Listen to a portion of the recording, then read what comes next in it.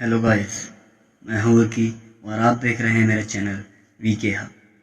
उम्मीद करता हूँ आप सब अच्छे होंगे और मेरी वीडियोस लगातार देख रहे होंगे। तो दोस्तों, आज मैं महाभारत के बारे में एक छोटी सी कहानी लेके आया हूँ। अगर आपको अच्छी लगे तो लाइक, शेयर और सब्सक्राइब जरूर करें।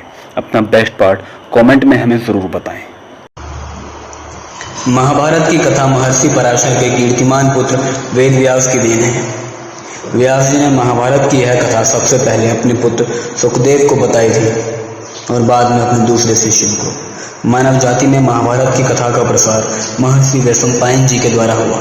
वैशंपायन व्यास जी के प्रमुख शिष्य थे। ऐसा माना जाता है कि महाराजा प्रशिक्षित के पुत्र जन्मेजय ने एक बड़ा यज्ञ किया। इस महायज्ञ में सुप्रसिद्ध पौराणिक सूत जी भी मौजूद थे। सूत जी ने समस्त ऋषियों की एक सभा बुलाई। महर्षि शौनक इस सभा के अध्यक्ष थे। सूत जी ने ऋषियों की सभा में महाभारत की कथा प्रारंभ की कि महाराजा शांतनु के बाद उनके पुत्र चित्रागत हस्तिनापुर की गद्दी पर बैठे। उनकी अकाल मृत्यु हो जाने के बाद उनके भाई विचित्रवीर्य राजा हुए।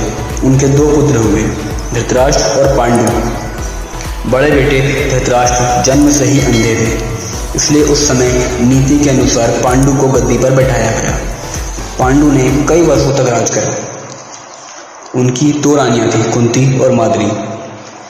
कुछ समय राज करने के बाद पांडु अपने किसी अपराध के प्रायश्चित के लिए तपस्या करने जंगल में गए। उनकी दोनों रानियां भी उनके साथ हो गई। वनवास के समय कुंती और माद्री ने 5 पांडवों को जन्म दिया। कुछ समय बाद पांडु की मृत्यु हो गई। 5 अनाथ बच्चों का वन के ऋषि मुनियों ने पालन पोषण किया और पढ़ाया लिखाया। जब युधिष्ठिर 16 वर्ष के हुए तो ऋषियों ने 5 कुमारों को हस्तिनापुर ले जाकर भीष्म पितामह को सौंप दिया। 5 पांडव बुद्धि से तेज और शरीर के बल थे।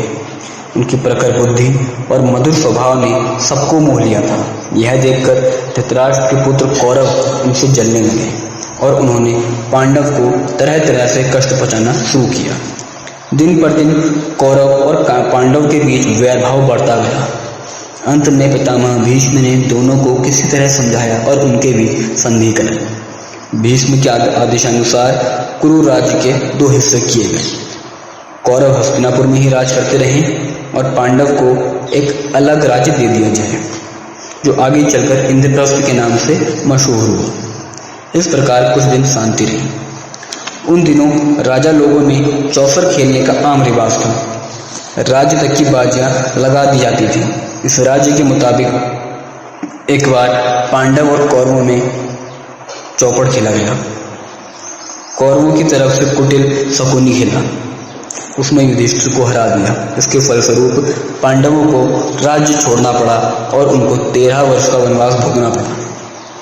उसमें एक शर्त यह भी थी कि 12 वर्ष के वनवास के बाद 1 वर्ष अज्ञातवास का भोगना पड़ेगा। उसके बाद उनका राज्य उन्हें लौटा दिया जाएगा। द्रौपदी के साथ 5 पांडव 12 वर्ष वनवास और 1 वर्ष अज्ञातवास में बिताकर वापस लौटे, पर लालची दुर्योधन ने लिया हुआ राज्य वापस देने से इनकार कर दिया। अतः पांडवों ने अपने राज्य के लिए लड़ना उचित समझा। युद्ध में सारे कौरव मारे गए।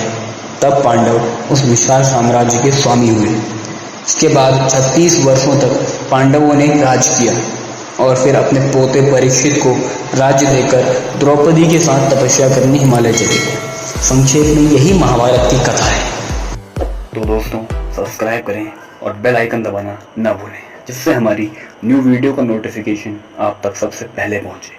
तो दोस्तों, अभी मैं अलविदा लेता हूं और मिलता हूं आपसे अगली वीडियो में।